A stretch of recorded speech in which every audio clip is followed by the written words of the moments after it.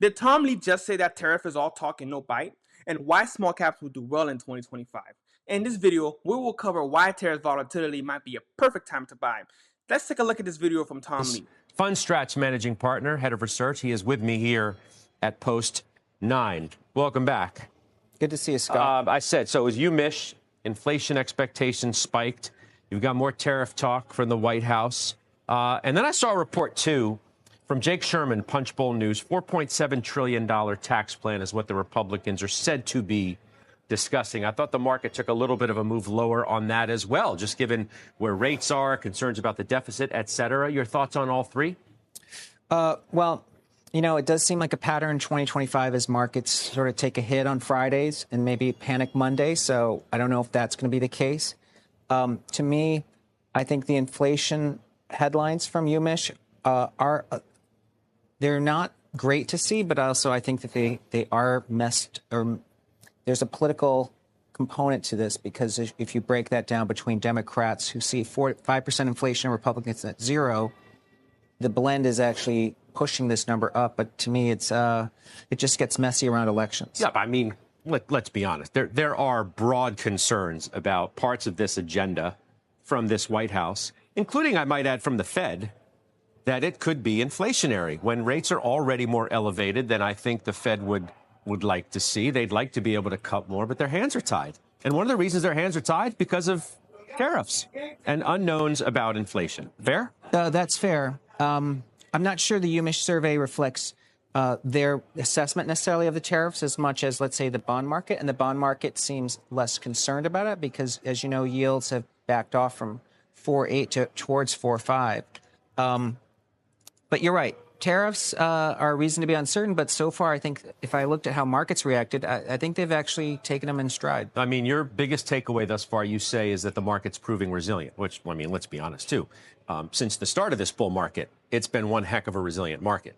It's been able to deal with almost anything thrown in its face. You've had a couple of panic moments. Monday off of the tariff news, last August with the unwind of the carry trade, and then we just continue to set new highs. That's right. And I think in 2025, a lot of investors thought maybe the playbook would change because we just put 20% years behind us. But I think with January being up 2.7%, and I think these sell-offs being bought, it does feel like the same market that we had last year. What are you worried about? Well, I'm worried about sentiment becoming too bullish, but actually Too bullish? But it's turned the other way. You know, sentiment actually has weakened pretty meaningfully. And I'd worry about a policy error from the Fed. And as you know, the bond market still thinks there's more than a 20% chance the Fed hikes this year. I think it would be obviously a policy error if they raise rates. What about a policy error from the White House? That's also something markets worry about, yes. But so far, I would say that the news that we've seen on tariffs, they've had more bark than bite, meaning they've proven to be opportunities for investors to buy. What would you buy? Well, the big news this week in our minds is the ISM moved back above 50. That really does point to earnings dispersion improving. So I like industrials, you know, the financials. I mean, the small caps, which have been, you know, not a great outperformer yet, but we still think small caps are going to do well this year. And what happens if some of the uncertainty around D.C. and policy has a more negative impact on not only sentiment, but actual transactions? I saw a stat today that M&A is off to an incredibly slow start this year, when part of the narrative coming into this year was animal spirits.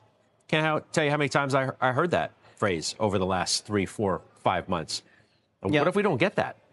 I mean, it's still too early, right? Because we're only 1 month into the year. The recovery in optimism, both in the NFIB and even the ISMs, I do think it would sort of argue CEO confidence should be better. So I would expect M&A. We had all but one of the mega caps report. We got to wait a couple more weeks for NVIDIA. What's your takeaway? Well, it's been a good earnings season so far. The MAG7 as a group hasn't been great. You know, in fact, they've been a drag on the S&P this year.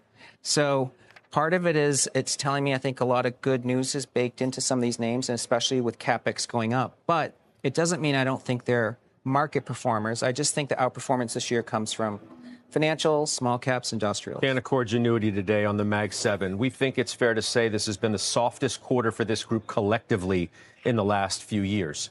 Is that a meaningful softness, that maybe the best times for a while are behind it?